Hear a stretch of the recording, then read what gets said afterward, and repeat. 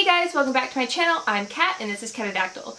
So today I am going to do another unhaul video. I actually recently went through my giveaway bookshelf, which is not this bookshelf, it's like back behind the camera, and I went through all the books and I sorted them into piles to do videos with, and I realized I have to do a video a week at least in order to get rid of all the books and also talk about them. So I'm going to do my best and get up one unhaul video every week from now until the time that we move to Australia. So if you like unhaul videos, go ahead and click that subscribe button right now because there's going to be a ton upcoming. Just know I just really want to talk about all of them before I donate them or before I give them away to friends. I don't know, it feels so bad to just be like, get out of my life and then not give them a proper farewell. So I really do want to talk about every single book that I'm going to give away, and I know that there's a lot. So today we're going to do the ones that were weird, and I don't think that they lived up to their true weird potential. So without further ado, let's go ahead and get into them. So the first two that I have are actually steampunky.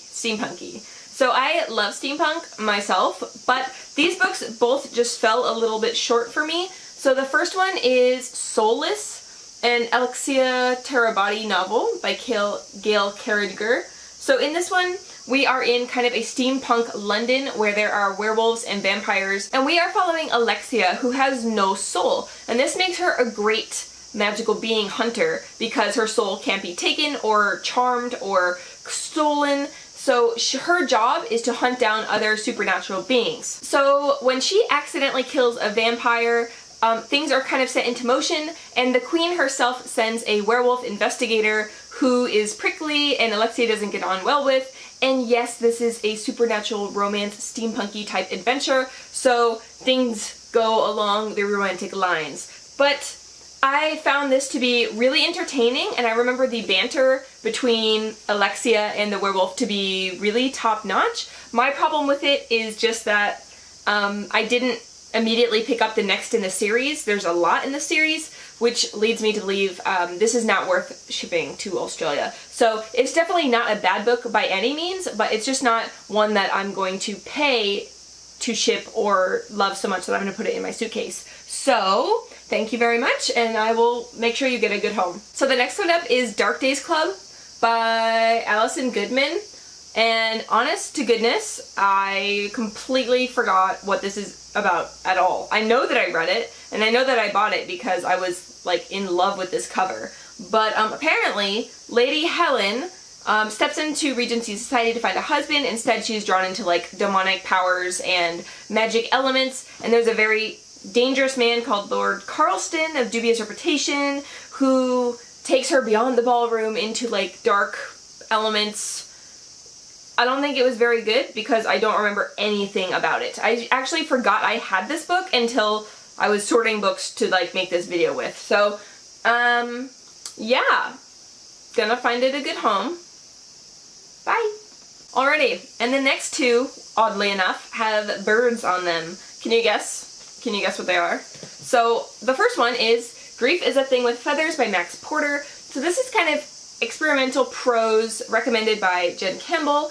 And with Jen Campbell's recommendations, usually about half of them I love and half of them I'm like, didn't really get me, if you know what I mean. So in this one, we're following two young boys who have recently lost their mother, and the way that they cope with the grief is to kind of see this gigantic blackbird, and that is how they move past their grief into kind of acceptance.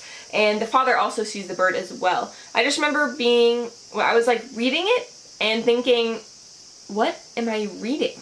So I don't think it's for me. I bought it actually because I love blackbirds and I love ravens and I like anything to do with them essentially. But this just was not for me. So if you're looking for something that is about birds and has experimental poetry and deals with grief or trauma or kind of coping with a very significant loss, maybe check this out. I know people who have loved it, I just wasn't one of them. Alrighty, and another book is The Vegetarian by Hong Kong. Yes, this cover is amazing. Yes, I'm sad that I'm not going to keep it, but truth be told, I read it because I know that it dealt with a woman who's a vegetarian. It's also out of South Korea, where I have lived and have also been a woman and a vegetarian. So I thought that I would have kind of an interesting, like, perspective to read this book through. But the first chapter I found very compelling and very interesting. We're seeing a woman who is struggling with the demands that society puts on her, of subservience, of not owning her own space, of not owning what she puts in her own body, of how she dresses, and she's kind of fighting back against that. However, as things move on in this slim little novel, they take a very, very weird turn. So I think the first half of the book was very strong for me. I would have given it 4 to 5 stars, and then the last half of the book was just a train wreck that I, like, didn't understand why we were doing this. So, I don't know, it just wasn't for me. And I do recognize that I'm definitely the outlier here. So many people love, love, love The Vegetarian. So if you're looking for something that's kind of new, weird, and a voice from South Korea, definitely check it out. Hong Kong has a bunch of other books out called Human Acts and The White Book, The Book of White, I believe.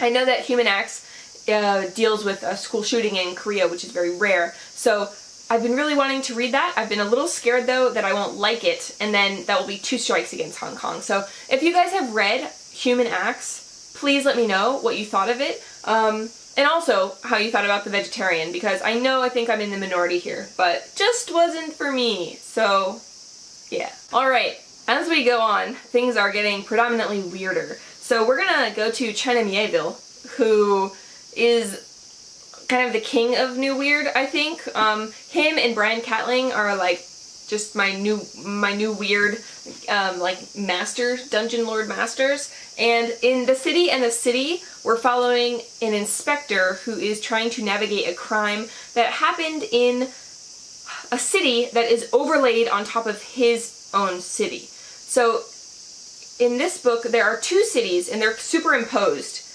Now, when you first hear that idea, it sounds cool, right? Because it sounds like there are 2 cities that don't touch, like they're different dimensions or different realities, but actually, they're the same reality. And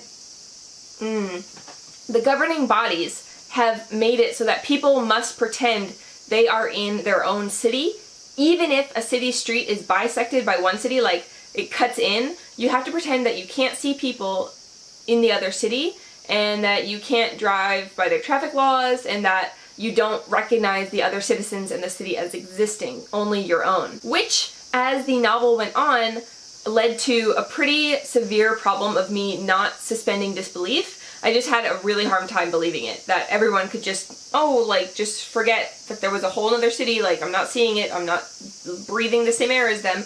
So I had a huge problem with that, and I kind of was like, this whole premise is silly. If you've read this and you have another run to recommend by China Mieville, I would love to hear it. I've heard Perdido Street Station is amazing. I just wasn't such a fan of this book in particular. I also think it took way too many pages to tell almost nothing. So, yeah, I wasn't so impressed by this one, and I hope that whoever picks it up next is more impressed than I was. Okay, so we have actually got to the last book in this weird but not weird enough giveaway list, and it is Red Robe by John Courtney Grimwood. So this one's crazy. We're following Axel, who is an ex-assassin who decides to not take on any more jobs, except he has a gun which is sentient and wants to keep killing and wants to keep going on the jobs. We're also following people in the Vatican who have lost billions of dollars and are trying to recover them. We're also following an ex-Kinderhore who was sourced from Japan and brought to Samsara, which is an off-planet refugee colony that is built inside the rotating Tibetan drum of a giant monkey god.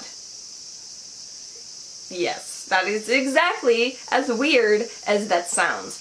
And this book has like super awesome tech, like nanobots that knit your skin back together, just like a very, very huge amount of amazing ideas. Terrible, terrible execution. Just very bad execution. So, John Courtney Grimwood, if I ever saw anything again by him in the store, I might pick it up just because I think his mind is a fascinating playground to like live in.